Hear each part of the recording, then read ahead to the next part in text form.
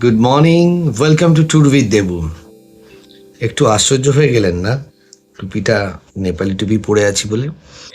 আজকে একটা এপিসোড সত্যিকারের একটা ঘটনার উপর আনলাম। মংপু ঘুরতে গিয়ে আমার স্ত্রীর মানা করা সত্ত্বেও আমি সাংঘাতিক একটা কাজ করে ফেলেছিলাম। কি বলুন তো? এই দেখুন, কি এটা হচ্ছে কুকরি বা খুকরি, যা নেপালি সম্প্রদায়ের একটা বিরাট ঐতিহ্য বহন করে।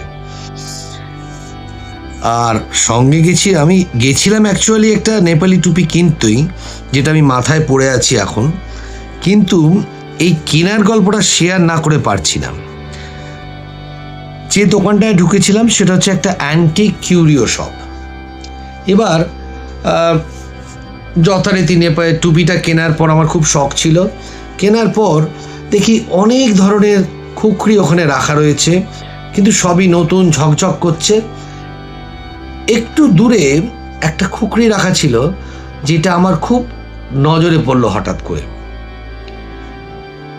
একটু পুরনো, দেখেই বোঝা যাচ্ছে।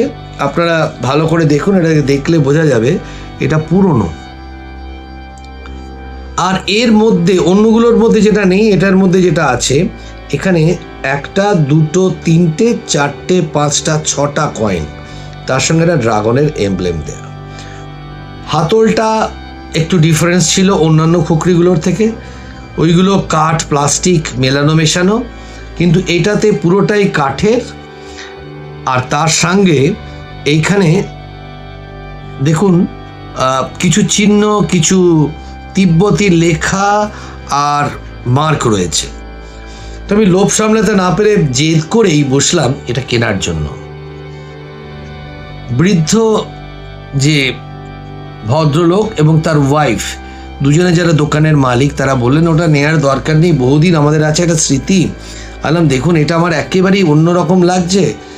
তা ওনারা যেটা বললেন, বলে এটা নিলেও খুব সাবধানে ভালো করে রাখবেন, কারণ ওনারা মানেন এই যে ছটা কয়েন দেখছেন, আমি কাছে নিয়ে যাচ্ছি, একটা, দুটো, তিনটে, চারটে, পাঁচটা, ছটা, এই ছটা কয়েন ছ রকম সময়ের সংজ্ঞা বহন করে, এবং প্রত্যেকটার মধ্যেই বিভিন্ন ধরনের এটা হচ্ছে মানে গোর্খালি ভাষায় বলতে পারেন লেখা, ছবি এবং কিছু রয়েছে। আমি উদ্ধার করতে পারিনি, আমি কাছে নিয়ে যাচ্ছি, আপনারা দেখতে পারবেন।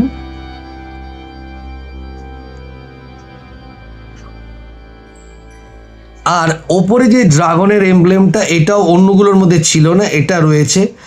আর এখানে কিছু সাইন রয়েছে, সূর্য, চন্দ্র, বিভিন্ন ধরনের। আমি কাছে নিয়ে পড়ার চেষ্টা করেছিলাম, তাতে আমি প্রথমটা দেখলাম ওটা নেপালেরই কয়েন। তাতে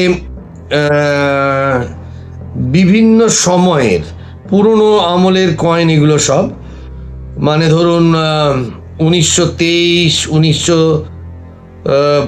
2001-এর সবচেয়ে পুরনো যেটা রয়েছে আমি দেখছি 1923-এর একটা কয়েন আছে। আর এছাড়া এইগুলো বিভিন্ন টাইমটা মেনশন করছে। অপূর্ব কারিগরি।